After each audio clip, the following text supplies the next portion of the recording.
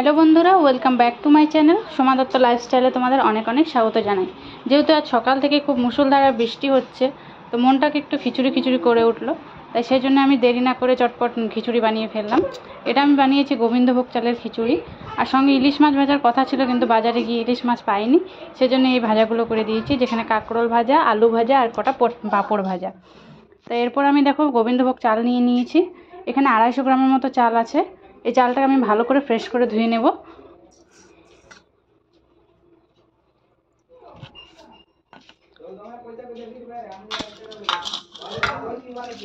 মোটামুটি আমি 2-3 বার করে ধুয়ে নিয়েছি এই চালটা, দেখো সাদা জল বেরিয়ে গেছে।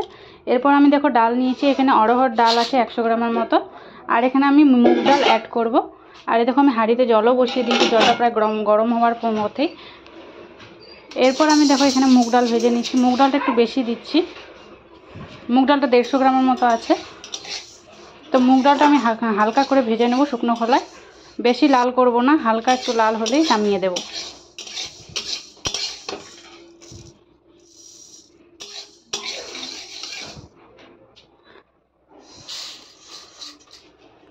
তো এরপর ডালগুলোকে বেশ ভালো করে আমি ধুয়ে নেব। তো দেখো ধোয়া হয়ে গেছে। এদিকে হাঁড়ির জলও মনে হয় প্রায় ফুটে গেছে, এই ফুটবো ভাব হয়েছে। এরপর এর মধ্যে আমি ডালগুলো দিয়ে দিচ্ছি। প্রথমে ডালটাই দেবো, চালটা এখন দেবো না, কারণ চালটা সেদ্ধ হতে খুব একটা বেশি সময় লাগবে না, ডালটা সেদ্ধ হতে একটু সময় লাগবে, সেই জন্য ডালটা আগেই দিয়ে দিচ্ছি। হাফ সেদ্ধ হলেই ডালটা, তখন চালটা দিয়ে দেবো।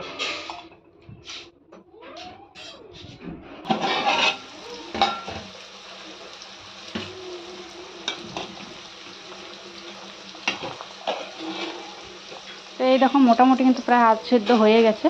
এই পর্যায়ে আমি চালটা দিয়ে দেবো।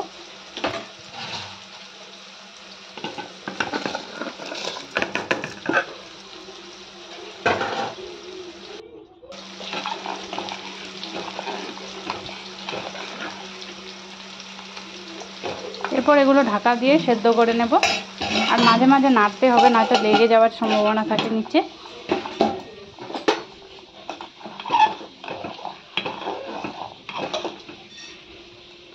তো এই দেখো প্রায় সেদ্ধ হওয়ার পথে। এরপর আমি এখানে কিছুটা মশলা অ্যাড করব। দেখো এখানে আমি আলু আর টমেটো ভেজে নিয়েছি, এখানে আমি ভিডিওটা দেখানো হয়নি, এখানে কিছুটা গরম মশলা ফোড়ন দিয়েছিলাম। এখানে আলু আর টমেটো একটা ভেজে নিচ্ছি, আর আলুটা আমি খোসা সহই দিয়েছি। আর এখানে দেখো মশলা দিয়েছি, জিরে গুঁড়ো, ধনে গুঁড়ো, লঙ্কার গুঁড়ো আর একটু হলুদ। আমি এখনও কিন্তু নুন দিইনি, নুনটা একটু পরে দেবো। তো মশলাগুলো ভালো করে মিক্স করে আমি কড়াইতে ছেড়ে দিচ্ছি। এরপর এটাকেও খুব হালকা আছে কষাতে হবে তেল ছাড়া পর্যন্ত।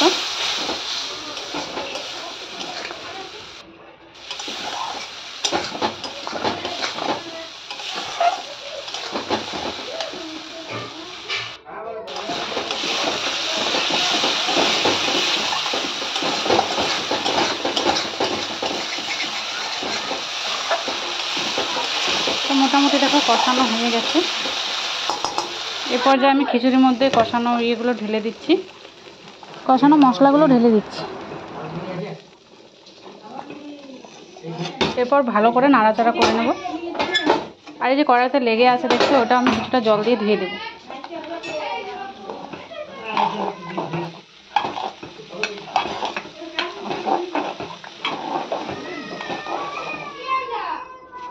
এরপর আমি নুন অ্যাড করে দিচ্ছি প্রয়োজন মতো।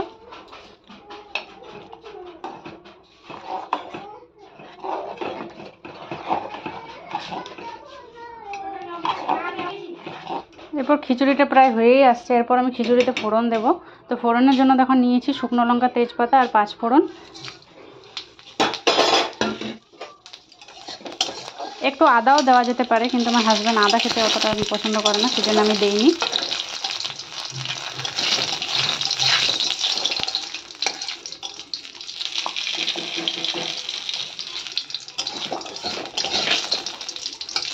আর এই ফুটন্ত অবস্থায় আমি ডালের ফোড়নটা দেব।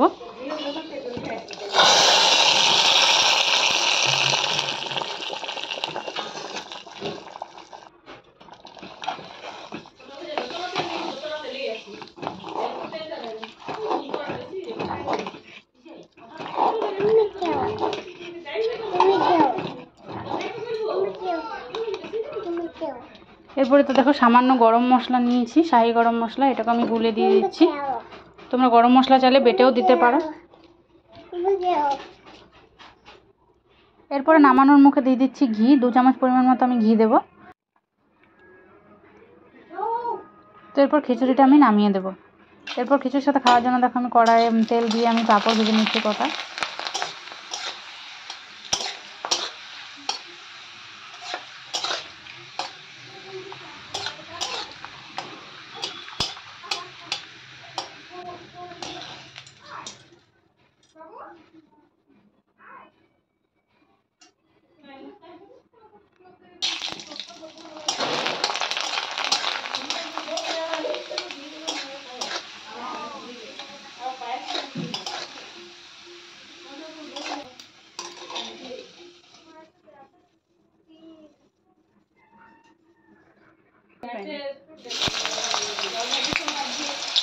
আর এখানে কটা কাঁকরোল আর আলু ভাজা আমি ভেজে নিচ্ছি।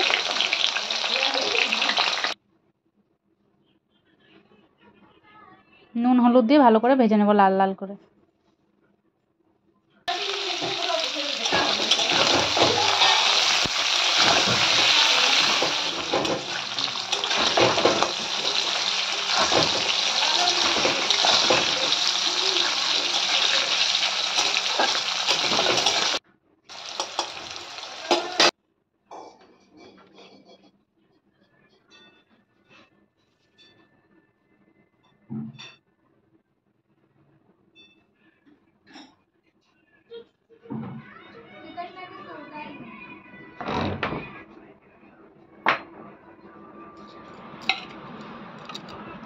তো আমার রান্না বান্না প্রায় রেডি। এরপর পরিবেশনের জন্য আমি বেড়ে নিচ্ছি থালে।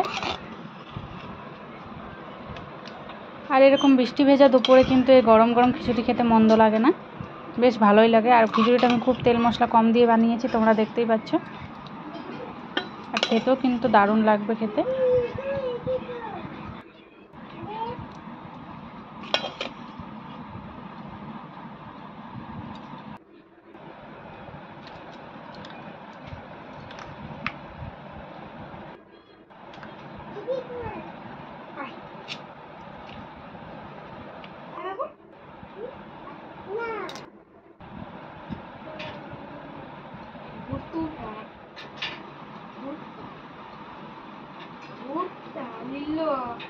তবে